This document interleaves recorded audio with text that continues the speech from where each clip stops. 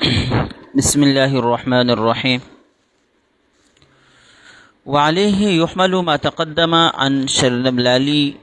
من أن مذهب الحنفية المنع بدليل أنهم أجازوا للمسافر والزيف الذي خاف الربا أن يأخذ بقول أبي يوسف بعدم وجوب الغسل على المحتلم الذي أمسك ذكره عندما أحس بالاحتلام إلى أن فترت شهوته إلى آخره. وعلیہ یحمل ما تقدم، اسی پر محمول کیا جاتا ہے وہ جو پہلے گزر چکا شرنبلالی کے حوالے سے، من ان مذہب الحنفیہ المنع، احناف کا مسلک ضعیف قول کے اوپر عمل کرنے کی ممانعت ہے، البتہ ضرورت کے وقت ضعیف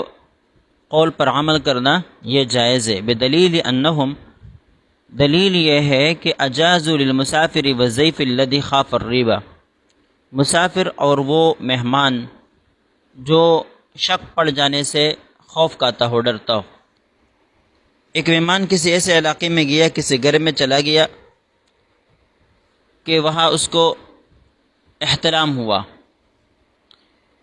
اب یہاں معاملہ یہ ہے کہ اگر وہ نہاتا ہے، لوگوں کو بتاتا ہے، غسل کرتا ہے، تو اس کے اوپر شک پڑ جاتا ہے،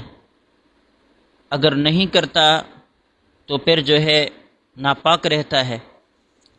اس معاملے میں امام ابو یوسف رحمہ اللہ فرماتے ہیں کہ یہاں دیکھیں دو باتیں ہیں۔ یہ خروج منی کا جو مسئلہ ہے، شہوت کے ساتھ نکل جائے اپنے مقام مستقر سے، تو احناف کے نزدیک اس کے اوپر غسل واجب ہو جاتا ہے، چاہے وہ ذکر سے خارج ہو جائے یا نہ ہو جائے، لیکن اپنے مقام مستقر سے شہوت کے ساتھ نکلے تو غسل واجب ہو جاتا ہے۔ جبکہ امام ابو یوسف رحمہ اللہ کا اس بارے مسلک یہ ہے کہ جب تک وہ باہر نہ نکلے ذکر سے، تب تک غسل واجب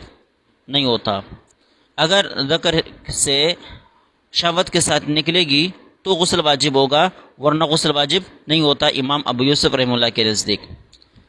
اب امام ابو یوسف رحمہ اللہ کا یہ جو قول ہے یہ راجح نہیں ہے، مفتابہ نہیں ہے، ضعیف قول ہے بالفاظ دیگر، لیکن ضرورت کے وقت اس کے اوپر فتویٰ دیا گیا ہے۔ اور ضرورت کیا ہے؟ ایک مسافر ہے جس کو غسل کا موقع ہی نہیں ملتا، یا مہمان ہے اس کے اوپر شک پڑ جانے کا خطرہ ہے۔ اب ایسا آدمی اگر احتلام کو محسوس کرے اور جیسے ہی اس کو احتلام محسوس ہو تو وہ اپنے اعضاء تناسل کو پکڑے تاکہ پانی باہر نہ نکلے۔ اب جب اس نے اعضاء تناسل کو پکڑا اور اس کے بعد جو ہے اس کی شہوت ٹھنڈی ہو گئی، ٹھنڈے ہونے کے بعد اس نے چھوڑا اور پانی باہر نکل گیا، تو امام ابو یوسف رحمہ اللہ کے نزدیک اس کے اوپر غسل واجب نہیں ہوتا۔ تو یہاں اسی قول پر فتویٰ دیا گیا ہے ضرورت کی وجہ سے۔ بات آئی سمجھ میں؟ تو یہ مثالیں پیش کر رہے تقریباً 3 کہ جن میں ضعیف قول کے اوپر فتویٰ دیا گیا ہے ضرورت کی وجہ سے۔ اجازوا للمسافر، مسافر کے لیے علماء نے جائز قرار دے دی ہے، اجازت دی ہے، والضیف الذی خاف الربا، اور اس مہمان کے لیے بھی جو اپنے اوپر شک پڑنے سے خوف کھاتا ہو کہ اگر غسل کروں گا تو لوگ شک کر لیں گے۔ ان یأخذ بقول ابی یوسف، اس کے لیے جائز ہے کہ امام ابو یوسف رحمہ اللہ کے قول پر فتویٰ دیں یا لے لے اس کو، بعدم وجوب الغسل، غسل کے واجب نہ ہونے کا، علی المحتلم الذی امسک ذکرہ، اس آدمی پر جس کو احتلام ہو، احتلام کے وقت امسک ذکرہ، اپنے اعضاء تناسل کو وہ پکڑے، عندما احس بالاحتلام، جیسے ہی اس کو احتلام کا احساس ہو، الی ان فترت شہوتہ، یہاں تک کہ اس کی شہوت ختم ہو جائے، تو مارسلہ، پھر اس کو چھوڑے اور پھر پانی باہر نکلے۔ مع ان قولہ ھذا خلاف الراجح فی المذہب، حالانکہ امام ابو یوسف کا یہ قول مذہب میں خلاف راجح ہے، لیکن ضرورت کے وقت اس کے اوپر فتویٰ دیا گیا ہے۔ لیکن اجازوا الاخذ به للضرورہ، لیکن علماء کرام نے ضرورت کی وجہ سے اس قول کو لینا جائز قرار دے دیا ہے۔ وينبغي أن يكون من هذا القبيل ما ذكره الإمام المرغناني صاحب الهداية في كتابه مختارات النوازل، وكتاب مشهور ينقل عنه شراح الحدیث وغیرہم حیث قال فی فصل النجاسہ۔ یہ دوسری مثال پیش کر رہے ہیں، کہتے اس قبیل سے وہ بھی ہونا چاہیے جو صاحب ہدایہ نے ذکر کیا ہے اپنی کتاب مختارات النوازل میں۔ حضرت کہتے ہیں کہ یہ مشہور کتاب ہے اور شراح حدیث ان سے صاحب ہدایہ کے اقوال نقل کرتے رہتے ہیں۔ انہوں نے حیث قال فی فصل النجاسہ، انہوں نے فصل نجاست کے اندر یہ بات ارشاد فرمائی ہے، والدم اذا خرج من القروح قلیلا قلیلا غیر سائل فذاک لیس بمانع وان کثر۔ دیکھو مسلک اب تک آپ یہ پڑھتے آ رہے ہیں، ایک شخص کے زخم سے یا جسم سے خون نکلے، توڑا توڑا کر کے خون نکلتا ہے، یا خشک ہو جاتا ہے یا اس کو پہنچتا چلا جاتا ہے، کہتے ہیں چونکہ وہ بہنے کے لیے چھوڑتا نہیں ہے تو یہ ناقض وضو نہیں، وَإِن كَثُرَ اگرچہ یہ زیادہ کیوں نہ ہو۔ یہ حضرت فرماتے ہیں کہ یہ ناقض وضو نہیں ہے اگرچہ زیادہ کیوں نہ ہو، حالانکہ اصل مسلک یہ ہے کہ خون جسم سے نکلے، زخم سے نکلے، اس کو اگر چھوڑ دیا جائے وہ اتنا زیادہ ہو کہ وہ اس کے اندر بہنے کی صلاحیت ہو، یعنی وہ بہہ سکے، اگر پہنچانا جائے اس کو تو وہ بہہ جاتا ہے۔ جب اتنی قدرت پر ہو، اتنے مقام پر ہو، تو پھر وہ ناقض وضو ہے۔ یہ صحیح مسلک ہے، بات آئیے سمجھ میں۔ لیکن صاحب ہدایہ نے کیا لکھا کہ توڑا توڑا خون نکلتا ہو اور اس کو پہنچتا چلے جائے، اس کو بہنے نہ دیا جائے، تو اگرچہ وہ زیادہ کیوں نہ ہو پھر بھی وہ ناقض وضو نہیں ہے۔ اب صاحب ہدایہ کا یہ قول اور جو مفتابی قول ہے ان دونوں میں واضح تضاد ہے۔ اب بات سمجھ میں آئی نہیں ہے؟ تو صاحب ہدایہ کا یہ قول جو ہے ضعیف ہے، لیکن بروقت ضرورت علامہ شامی کہتے ہیں اس کے اوپر فتویٰ دینا یا اس کو لینا جائز ہے۔ دیکھیں کہہ رہے ہیں والدم اذا خرج من القروح، خون جب زخم سے نکلے قلیلاً قلیلاً توڑا توڑا غیر سائلن، اس حال میں کہ وہ بہہ نہیں رہا، فذاک لیس بمانع، تو یہ طہارت کے لیے مانع نہیں ہے، وان کثر اگرچہ زیادہ ہو۔ وقیل لو کان بحال لو ترکہ لسال یمنع، اور ایک کو یہ ہے کہ اگر اس کو چھوڑ دیا جائے، لو کان بحال، اگر وہ اس حال پر ہو کہ لو ترکہ لسال، کہ اگر اس خون کو چھوڑ دیا جائے تو یہ کیا ہو جائے گا؟ لسال، بہہ جائے گا، یمنع تو پھر ناقض وضو ہے، طہارت کے لیے مانے ہیں۔ اب جو اصل قول ہے حضرت نے اس کو قیل سے ذکر کی، لفظ قیل سے ذکر کیا ہے، اور جو ضعیف قول ہے اس کو بطور اصل مذہب کے ذکر کیا ہے۔ اب بات سمجھ میں نہیں ہے؟ یہ جو لفظ قیل سے جس مسلک کا ذکر کیا ہے اصل مسلک وہی ہے، لیکن حضرت کے یہاں گویا کہ یہ ضعیف ہے اور پہلا والا قول حضرت کے یہاں راجح ہے۔ ثم عاد المسئلہ فی نواقض الوضو، کہتے پھر اسی مسئلے کو نواقض وضو کے اندر دوبارہ دہرایا، فقال، اور وہاں پر یہ لکھا ولو خرج منہ شیء قلیل ومسحہ بخرقۃ، اگر اس زخم سے تھوڑی سی چیز نکلے اور اس کو کسی کپڑے وغیرہ سے پہنچے، حتی لو ترک یسیل، یہاں تک کہ اگر وہ اس کو چھوڑ دے تو وہ بہہ جائے، لا ینقض، تو اس سے وضو نہیں ٹوٹتا۔ وقیل، آگے وہی قول ذکر کیا ہے کہ وضو ٹوٹ جائے گا۔ اب بات سمجھ میں نہیں آئی؟ وقد راجعت نسخۃ اخری،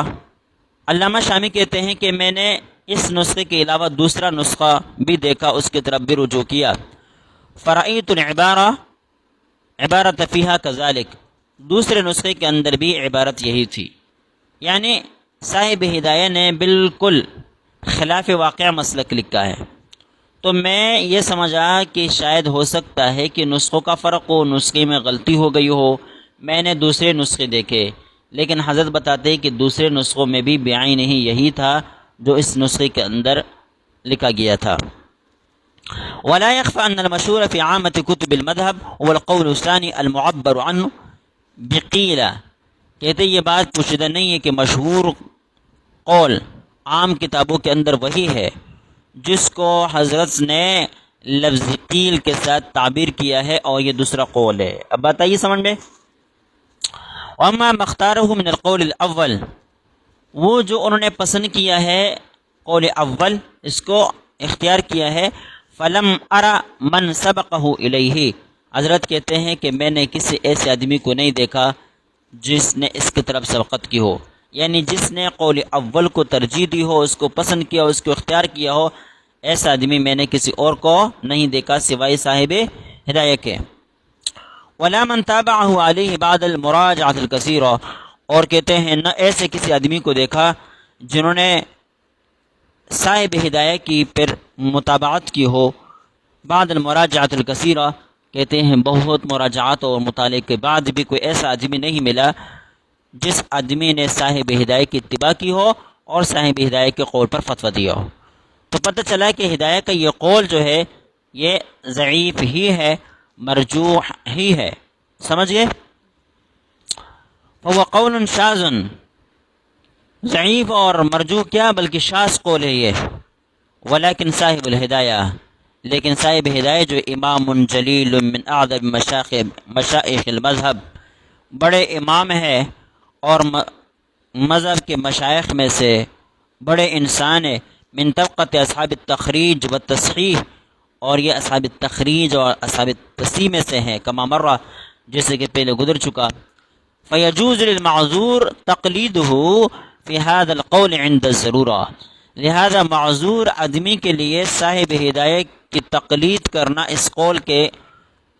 قول میں عند الضرورہ، ضرورت کے وقت، فیجوز، یہ جائز، یعنی معذور آدمی ضرورت کے وقت صاحب ہدایہ کے اس قول پر عمل کر سکتا ہے، اس کے لیے جائز۔ کیوں؟ فإن فيه توسعة عظیمہ، اس لیے کہ اس میں توسعة عظیمة، بڑی توسع ہے، لأہل الاعذار، معذور لوگوں کے لیے، کما بینتہ فی رسالتی المسمات، جیسے کہ میں نے اس کو بیان کیا اپنے رسالہ جس کا نام ہے الاحکام المخصصہ بکی الحمصہ، یہ حضرت کا رسالہ ہے اور یہ رسائل ابن عابدین میں چھپی ہوئی ہے اور داخل ہے۔ یہ بکی الحمصہ، کئی کہتے ہیں داغ لگانے کو، فتوقع بہا جباہہم جنوبہم، مکوات یہ استری کو کہتے ہیں کیونکہ اس کے ذریعے سے بھی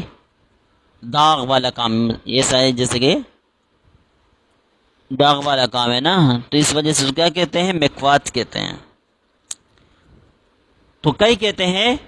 داغ لگانے کو، حمصہ کہتے ہیں چنے کے دانے کو۔ اب پہلے زمانے میں یہ ہوتا تھا کہ یہ ناخنوں کے نیچے جو ہے نا خاص قسم کے زخم نکل آتے تھے، اور بعض صورتوں میں ان بیماریوں میں یہ ناخن بھی نکل جاتے تھے، اس سے پیپ اور رطوبتیں بہتی رہتی تھی۔ اب ان پیپ اور رطوبتوں کو بند کرنے کے لیے لوگ اس کو داغتے تھے اور پھر چنے کا دانہ رکھتے تھے تاکہ جو ہے اس سے وہ رطوبت نہ نکلے، کیونکہ چنے کے دانے کے اندر علماء نے لکھا ہے کہ یہ صلاحیت ہے کہ یہ رطوبتوں کو جذب کر دیتا ہے۔ تو یہ بات کئی حمصہ کے نام سے مشہور ہوتی۔ حضرت کہتے ہیں وقد كنت ابتلیت مدتا بکی الحمصہ، حضرت کہتے ہیں کہ میں بھی ایک طویل عرصے تک اس بیماری کے ساتھ مبتلا رہا، وَلَمْ أَجِدْ مَا تَصِحُّ بِهِ صَلَاتِي عَلَى مَذْهَبِنَا بِلَا مَشَقَّةٍ، اور میں ایسا کوئی قول نہیں پاتا کہ میری نماز ہمارے مذہب کے مطابق بغیر کسی مشقت کے صحیح ہو جاتی، إِلَّا عَلَى هَذَا الْقَوْلِ، مگر اس قول کے، یعنی اس قول کے علاوہ کوئی دوسرا قول نہیں تھا جس کی پیروی کرتے ہوئے میری نماز بغیر کسی مشقت کے صحیح ہو جاتی۔ لأن الخارج منه وإن كان قليلا، اس لیے کہ ان زخموں سے جو رطوبت نکلتی تھی وہ اگرچہ کم تھی، لکنہ لو ترک یسیل، لیکن اتنی ضرور تھی کہ اگر وہ چھوڑ دیا جاتا تو بہہ جاتی۔ والنجس ناقض للطہارہ، وہ نجس بھی ہے اور طہارت کو ختم کرنے والا بھی ہے، علی قول مشہور قول کے مطابق، خلافا لما قالہ بعضهم، ان کے برخلاف جو بعض حضرات نے کہا، کما قد بینتہ فی رسالۃ المذکورہ، جیسے کہ رسالہ مذکورہ کے اندر میں نے اس کو بیان کیا ہے، ولا یسیر به صاحب عذر، اور اس رطوبت کے نکلنے کی وجہ سے انسان صاحب عذر بھی نہیں بنتا، یعنی معذور بھی قرار نہیں پاتا کہ اس کو یہ کہا جائے کہ اس رطوبت کے نکلنے کے ساتھ بھی نماز پڑھ سکتے ہو، کیونکہ معذور نہیں ہے، لأنه يمكن دفع العذر بالغسل والربط بنحو جلدة مانعة للسيلان عند كل صلاة، کیوں؟ اس لیے حضرت کہتے ہیں کہ یہاں ممکن ہے کہ اس عذر کو ختم کیا جائے غسل دھونے کے ساتھ، والربط پھر پٹی باندھنے کے ساتھ، بنحو جلدۃ ایسے پٹی وغیرہ چمڑے کے ساتھ، مانعۃ للسیلان جو بہنے کے لیے مانع ہو، عند کل صلاۃ ہر نماز کے وقت، کما کنت افعلہ جیسے کہ حضرت کہتے ہیں میں کرتا رہا۔ دیکھیں ایسا آدمی جس کو ایسے زخم ہو جن سے یہ رطوبتیں نکلتی رہتی ہے، جسے کہ یہ مسح کہا جاتا ہے، حضرت کہتے ہیں کہ ہم اس کو معذور بھی قرار نہیں دے سکتے، معذور قرار دے دے تو پھر ٹھیک ہے، ان رطوبتوں کے ساتھ بھی نماز صحیح ہوگی، لیکن ہم اس کو معذور قرار نہیں دے سکتے مستحاضہ عورت کی طرح، کیوں؟ اس لیے کہ یہاں ایک طریقہ ہے، اور وہ یہ کہ زخم کو نماز کے وقت دھویا جائے اور اس کے اوپر پٹی باندھی جائے، کپڑا وغیرہ یا کوئی چیز رکھی جائے، کاغذ وغیرہ رکھی جائے اور جگہ کو باندھ لیا جائے، تو اتنے دیر تک رطوبت رک جاتی ہے جتنے دیر تک آپ نماز پڑھ سکتے ہیں، لہذا آپ معذور قرار نہیں پائیں گے۔ لیکن یہ کام ہر نماز کے وقت اس کو دھونا اور اس کے اوپر جو ہے نا پٹی لگانا تاکہ یہ رطوبت کے خروج کے لیے مانع بن جائے، کہتے ہیں یہ ولیکن فیہ مشقۃ وحرج عظیم، اس میں بڑی مشقت بھی ہے اور بڑا حرج بھی ہے۔ فاضطررت الی تقلید ھذا القول، حضرت کہتے ہیں کہ میں چونکہ خود اس بیماری کے اندر مبتلا رہا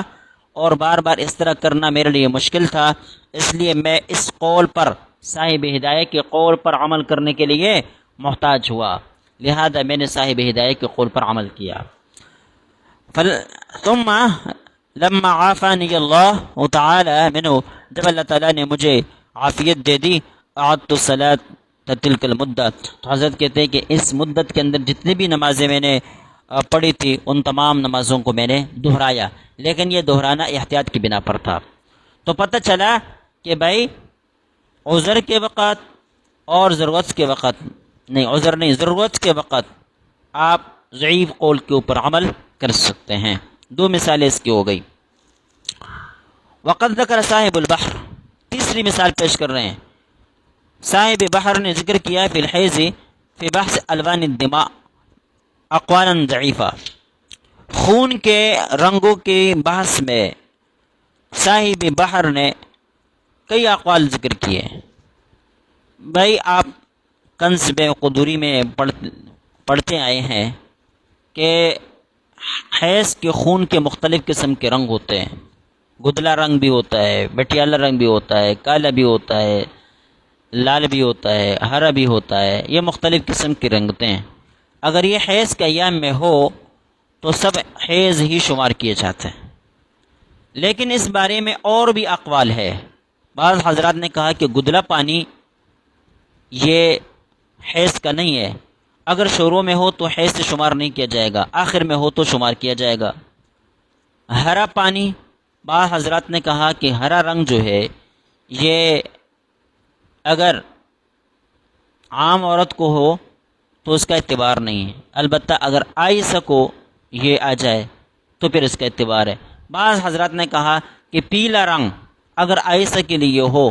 چاہے ایام حیض میں ہو چاہے ایام حیض میں نہ ہو، دونوں صورتوں میں وہ حیض سے شمار کیا جائے گا، اور ظاہر روایت کا مسلک یہ ہے کہ اگر ایام حیض میں ہو تو حیض شمار کیا جائے گا ورنہ نہیں۔ اب یہ دیکھیں مختلف قسم کے اقوال ہیں اس بارے میں۔ حضرت کہتے ہیں ثم قال وفی المعراج، معراج الدرایہ میں ہے، عن فخر الائمہ لو افتى مفت بشيء من هذه الاقوال في مواضع الضرورة طلبا للتيسير كان حسنا، کہ اگر کوئی مفتی ان ضعیف اقوال پر ضرورت کے موقع پر فتویٰ دیں طلباً للتیسیر آسانی پیدا کرنے کے لیے کان حسناً تو یہ کیا ہوگا؟ حسن ہوگا۔ تو پتہ چلا کہ ضرورت کے وقت ضعیف قول کے اوپر فتویٰ دینا جائز ہے۔ وبه علم ان المسترغ له العمل بذلك لنفسه، اس سے یہ بھی پتہ چلا کہ ایک شخص جب ضرورت مند ہو تو وہ خود بھی ضعیف قول کے اوپر عمل کر سکتا ہے، کما قلنا جیسے کہ ہم نے پہلے کہا۔ وان المفتی له الافتاء به للمسترغ، اور اس طرح مفتی کے لیے یہ بھی جائز ہے کہ وہ ضرورت مند آدمی کے لیے اس کے اوپر فتویٰ بھی دیں۔ فما مر من انه ليس له العمل بالضعيف وللافتاء به محمول على غیر موضع الضرورہ، لہذا پہلے جو گزر چکا کہ ضعیف قول کے اوپر عمل کرنا بھی جائز نہیں اور اس پر فتویٰ بھی دینا جائز نہیں، محمول على غیر موضع الضرورہ، تو وہ بات ضرورت کے غیر ضرورت کے موقع پر محمول ہے، یعنی جب ضرورت نہ ہو تو اس صورت میں ضعیف قول کے اوپر عمل کرنا یا ضعیف قول کے اوپر فتویٰ دینا جائز نہیں ہے، لیکن اگر ضرورت ہو تو عمل بھی کر سکتے ہیں اور اس پر فتویٰ بھی دے سکتے ہیں۔ کما علمتہ من مجموع ما قررناہ، جیسے کہ آپ نے پہچان لیا ان تمام ابحاث سے جو ہم پہلے لکھ چکے ہیں۔ وینبغی ان یلحق بالضرورت ایضا ما قدمناہ من انہ لا یفتی بکفر مسلم فی کفرہ اختلافا، کہتے ہیں یہ بھی مناسب ہے کہ ان یلحق بالضرورہ، کہ ضرورت کے ساتھ اس کو بھی ملحق کر دیا جائے، ما قدمناہ جو ہم نے پہلے لکھا، من انہ لا یفتی کہ مفتی فتویٰ نہ لگائے بکفر مسلم کسی مسلمان کے کافر ہونے کا، فی کفرہ اختلافا ایسی صورت میں کہ جب اس کے کافر ہونے اور نہ ہونے میں اختلاف ہو۔ بھائی ایسا لفظ کوئی مسلمان منہ سے نکالے کہ اس لفظ کے ادا کرنے کی وجہ سے انسان کافر ہو جاتا ہے یا نہیں ہوتا، اس بارے میں علماء کا اختلاف ہو، تو پھر مفتی کو چاہیے کہ کفر کا فتویٰ نہ لگائے۔ اب بات سمجھ میں نہیں آئی؟ ولو روایت ضعیفہ، اگرچہ وہ اختلاف جو عدم کفر کا مقتضی ہے وہ ضعیف قول ہے، لیکن اس ضعیف قول کے اوپر عمل کرتے ہوئے پھر بھی کفر کا فتویٰ نہ لگائے۔ فقد عدلوا عن الافتاء بالصحیح لأن الكفر شیء عظیم، حضرت کہتے ہیں کہ فقہاء نے صحیح قول پر فتویٰ دینے سے عدول کیا اور ضعیف قول پر اس صورت میں فتویٰ دیا۔ کیوں؟ لأن الكفر شیء عظیم، اس لیے کہ کفر بہت بڑی بات ہے، تو اس کفر کی نسبت کسی کی طرف کرنے کے بجائے آپ ضعیف روایت کو لے لیں اور اس کو مسلمان ہی رہنے دے۔ اب بات سمجھ میں نہیں آئی؟ یہ ہے چار مسائل، چار صورتیں یا چار مثالیں آپ کے سامنے پیش کر دی کہ ان مسائل میں یا ان صورتوں میں فقہاء نے ضعیف قول کے اوپر فتویٰ دیا ہے، عمل کیا ہے۔ وفی شرح الاشباہ للبیری، اشباہ کی شرح جو بیری نے لکھی ہے اس میں ہے هل يجوز للانسان العمل بالضعيف من الروایت فی حق نفسی، یہ سوال اٹھاتے ہیں کہ انسان کے لیے یہ جائز ہے کہ ضعیف قول کے اوپر عمل کر لیں فی حق نفسی، خود اپنے حق میں، یعنی خود اپنے لیے ضعیف قول پر عمل کر سکتا ہے یا نہیں کر سکتا؟ نعم، آگے کہتے ہیں جی ہاں عمل کر سکتا ہے، اذا کان له رأی، لیکن شرط یہ ہے کہ جو ضعیف قول کے اوپر عمل کرنے والا آدمی ہے یہ صاحب رائے ہو۔ اما اذا کان عامیا فلم ارہ، ہاں اگر وہ عام آدمی ہے، صاحب رائے نہیں ہے، تو پھر میں نے اس کا حکم نہیں دیکھا، میں نے یہ نہیں دیکھا کہ وہ بھی ضعیف قول کے اوپر عمل کر سکتا ہے۔ لیکن مقتضى تقییدہ بذی الرائے انہ لا یجوز العامی ذلک، لیکن اس نے یہ جو مقید کیا ہے نا ذی رائے کے ساتھ، کہ جو آدمی ذو رائے ہو وہ اگر ضعیف قول کے اوپر ضرورت کے وقت عمل کرنا چاہے تو کر سکتا ہے، کہتے ہیں یہ ذی رائے کی قید لگانا اس بات کا مقتضی ہے اللہ یجوز العامی ذالک، کہ عامی کے لیے یہ جائز نہ ہو۔ قال فی خزانۃ الروایات، خزانۃ الروایات میں العالم الذی یعرف معنی النصوص والاخبار، کہ وہ عالم جو نصوص اور اخبار کا معنی جانتا ہو، یعنی حدیث کا معنی جانتا ہو، ومن اہل الدرایہ، اور اہل درایہ میں سے بھی ہو، یجوز له ان يعمل عليها، تو اس کے لیے جائز ہے کہ ضعیف قول کے اوپر بھی عمل کر لے، وان كان مخالفا لمذهبه، اگرچہ وہ مذہب کے مخالف کیوں نہ ہو، وتقييده بذي الرأي اي المجتهد في المذهب مخرج للعام كما قال، اس کو مقید کرنا ذرائع کے ساتھ، ذرائع سے مراد مجتہد فی المذہب ہے، تو کہتے ہیں یہ قید جو ہے مخرج للعامی کما قال، یہ عامی کو نکال دیتا ہے جیسے کہ انہوں نے کہا، فإنه يلزمه اتباع ما صحه، عامی پر لازم ہے کہ اس کی اتباع کرے جس کی علماء نے تصحیح کی ہے، لیکن فی غیر موضع الضرورہ کما علمته آنفا، لیکن یہ بھی اس بات کا تعلق بھی ضرورت کے علاوہ غیر کے موقع پر ہے، کما علمته آنفا، جیسے کہ ابھی آپ نے پہچان لیا،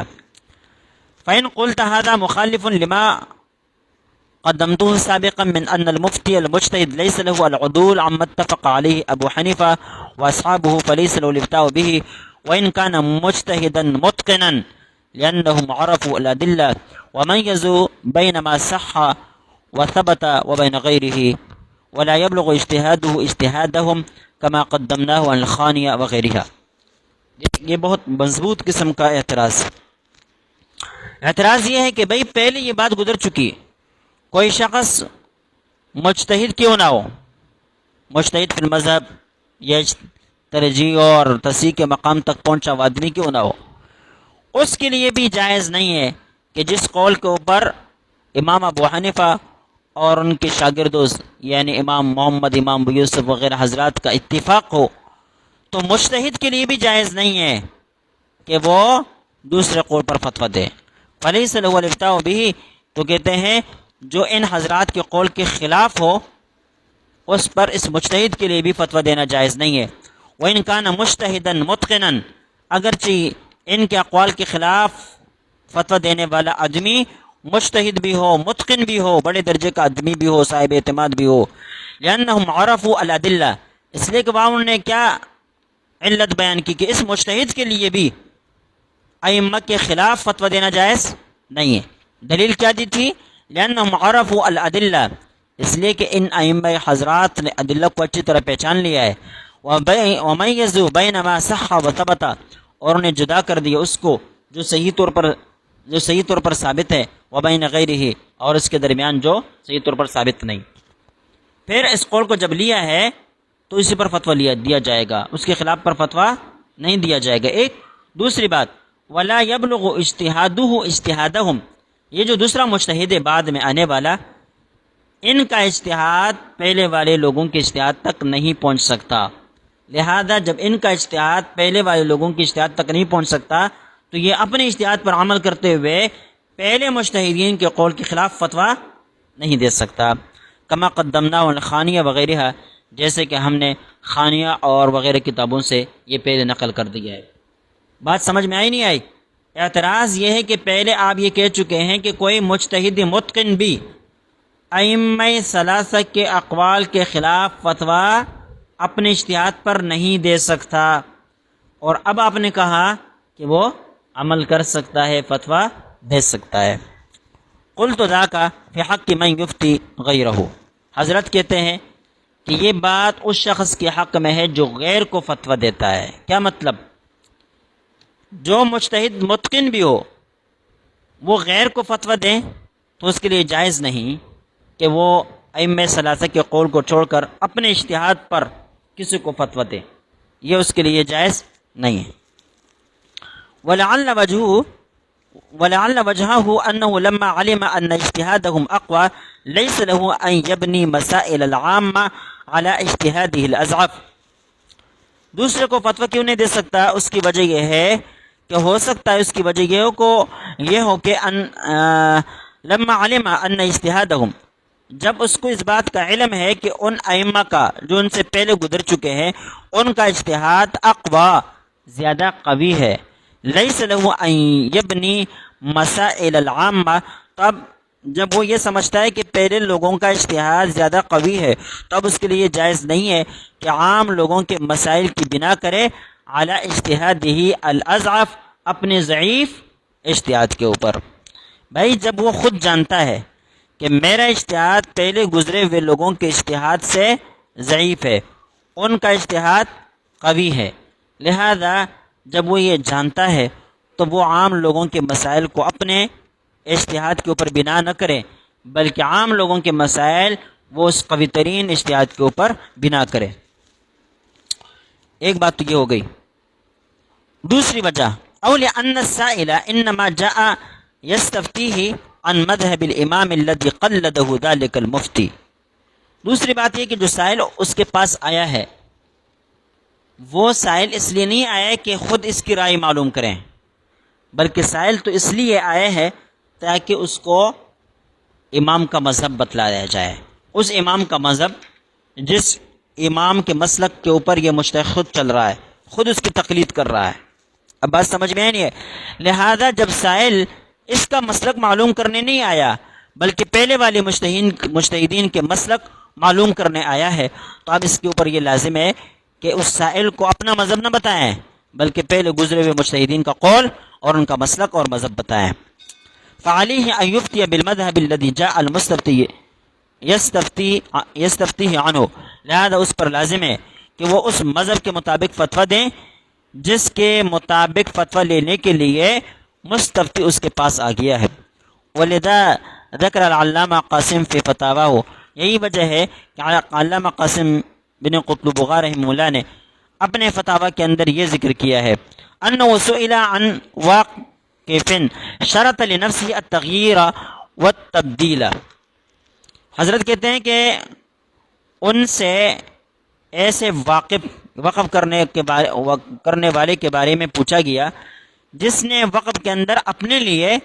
تغییر اور تبدیل کی شرط رکھی تھی کہ یہ چیز میں وقف کرتا ہوں لیکن اس کے اندر مجھے تبدیلی اور تغییر کرنے کا حق حاصل رہے گا۔ اب بات آئی سمجھ میں؟ ایسے آدمی کے بارے میں قاسم بن قطلبغا سے پوچھا گیا تو انہوں نے کیا کہا؟ فسیر الوقف لزوجتی۔ اچھا، پھر اس آدمی نے چونکہ اپنے لیے تغییر و تبدیل کا حق رکھا تھا اس لیے اس نے اس وقف کو اپنی بیوی کی طرف منتقل کر دیا۔ پہلے گویا مثال یوں سمجھو کہ اس نے پہلے تولیت کا حق اپنے لیے رکھا تھا، پھر تولیت کا حق اپنی بیوی کو دے دیا، تو تغییر و تبدیلی کر دی نا، تو یہ تبدیل اور تغییر اس کے لیے جائز ہے یا نہیں؟ تو کہتے ہیں فاجاب، حضرت نے جواب دیا انی لم اقف علی اعتبار هذا فی شیء من کتب علمائنا، کہ میں واقف نہیں ہوں کہ ہمارے علماء کی کتابوں میں سے کسی کتاب کے اندر اس بات کا اعتبار کیا گیا ہو، اس قسم کی شرط کو معتبر سمجھا گیا ہو، ہمارے اکابر کی کتابوں میں اس کا کوئی ذکر نہیں ہے۔ ولیس للمفتی الا نقل ما صح عند اہل مذہبہ الذی یفتی بقولہم، اور مفتی کے لیے جائز نہیں ہے سوائے اس کے کہ وہ نقل کر لیں وہ صحیح قول جو ان کے اہل مذہب الذی یفتی بقولہم، جس شخص کے قول پر وہ فتویٰ دے رہا ہے اس شخص کی قول کو نقل کر لیں، وہ قول جو صحیح تر ان سے ثابت ہے، جو قول ان سے صحیح طور پر ثابت ہے اسی قول کو نقل کر کے لوگوں کو بتائے کہ بھائی اس بارے میں یہ قول فلاں سے نقل ہے، یہ بات فلاں سے نقل ہے۔ وَلِأَنَّ الْمُسْتَفْتِي إِنَّمَا يَسْأَلُ عَمَّا ذَهَبَ إِلَيْهِ أَئِمَّةُ ذَلِكَ الْمَذْهَبِ، دوسری بات یہ کہ مستفتی جو سوال کرتا ہے عَمَّا ذَهَبَ إِلَيْهِ، یہ اس بارے میں سوال کرتا ہے جس کی طرف اس مذہب کے ائمہ گزر چکے ہیں، لا عما ينجلی للمفتی، اس بارے میں نہیں پوچھتا جو مفتی کے سامنے واضح ہے، جو مفتی کے سامنے واضح ہے، ظاہر ہے، اس بارے میں نہیں پوچھتا کہ بھئی آپ کی رائے کیا ہے، نہیں، وہ پوچھتے ہیں کہ بھئی ہمارے ائمہ کا اس بارے میں مسلک کیا ہے۔ لہذا جب ائمہ کے مسلک کے بارے میں وہ پوچھتا ہے تو مفتی کو چاہیے کہ ائمہ کا مسلک ہی ان کو بتائے، اپنی بات، اپنا مسلک اور اپنا اجتہاد ان کو نہ بتائے۔ ٹائم ختم ہو گیا، صحیح ہے، چلے۔